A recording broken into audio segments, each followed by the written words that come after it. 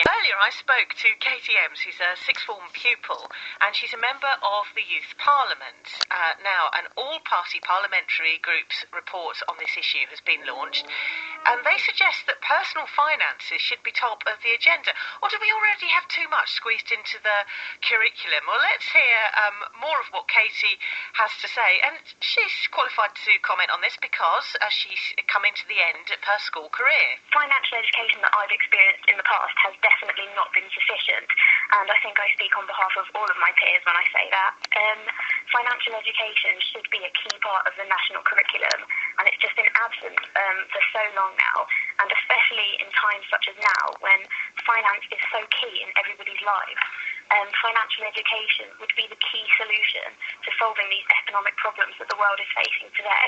So it's already quite a crammed curriculum, isn't it? You've already got quite a lot on the agenda. Is there room to fit finance into it? Well, the all-party parliamentary group on financial education for young people have recommended that financial education should be integrated into the maths curriculum and the citizenship education that is already taught in schools. So we wouldn't be adding a new timetabled subject to the curriculum. We'd simply be changing a few areas of the maths curriculum and the citizenship curriculum that already stand today.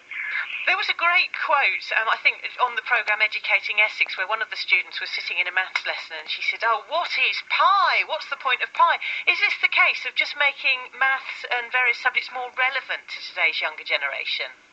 Yeah, I think that is a key point. I mean, the current maths rates of UK students are shockingly low, and integrating financial education within mathematics lessons will make the subject more engaging for students at the moment.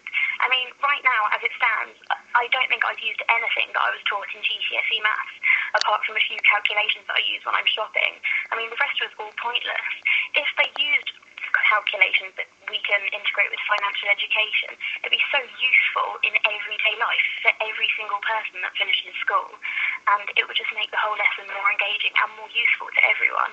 And of course we do live in a world where there are so many demands and so many expectations. You know, it's a consumer society. There are a lot of adverts encouraging people to take out credit, and I suppose it's important for young people to know the actual cost of that.